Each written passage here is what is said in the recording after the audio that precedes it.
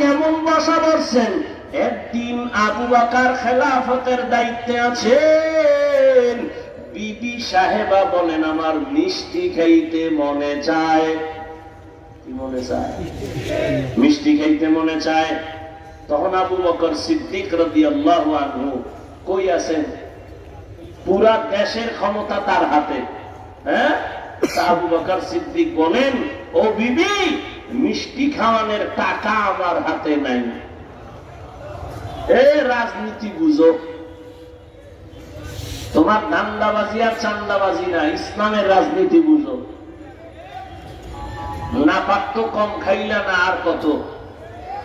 শিয়ালের হাতে মুরগি রাখছো আমানত, টাইম দিছো 3 দিন, শিয়াল পন্ডিত দোয়া চাই মা হোসাই একদিনও না। জিন্দা কেন মরাও পাইতা না। শিয়ালের হাতে মুরগি দিলে যা হবে, ধর্মের চাবি বেনামাজি সুৎখরের হাতে দিলে তাই হবে। দিছে কারা? জিবরাইল। কে দিছে?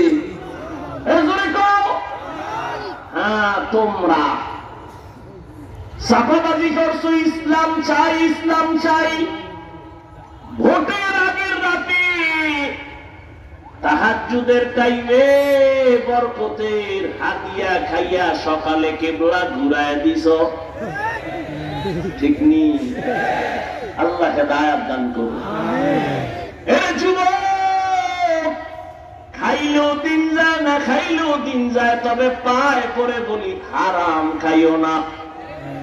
কয়দিন আর বাহাদুরি করবা? মনে মনে ভাবছিলা এই জীবনে বোধহয় আমার চেয়ার থেকে আর নামা হবে না। আমার মাওলায় যদি কবুল না করে 1 সেকেন্ডও বসার অধিকার থাকে না। ওই আল্লাহ মিলিগো গেছে, আল্লাহ গেছে না আছে? তাহলে চান্দু হিসাব করে আসইল, পায়ের গিরা গুড়া সুইটা যাইব হঠাৎ করে, দেখবা চাকার তলে মাথা ঢুকে গেছে।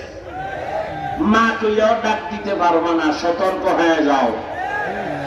জুলুম কইরো না, মরার আগে বিচার শুরু হয়ে যাবে। আল্লাহ হেদায়েত দান করুন।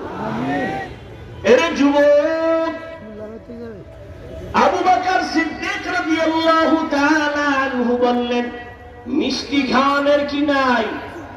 টাকা নাই। কিছুদিন পরে বিবি চুপ হয়ে গেলেন।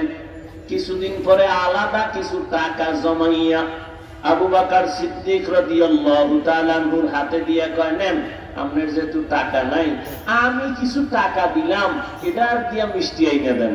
আবু বকর কয়, টাকা পাইছো কই? আপনি কইবেন নি বউরে? আপনি মনে মনে কইবেন আলহামদুলিল্লাহ, আলহামদুলিল্লাহ। এরকম চুরি ফিরাইনে দিল, ডবল আলহামদুলিল্লাহ। কি বউ টাকা আইনা দেয়, আরো দিয়ে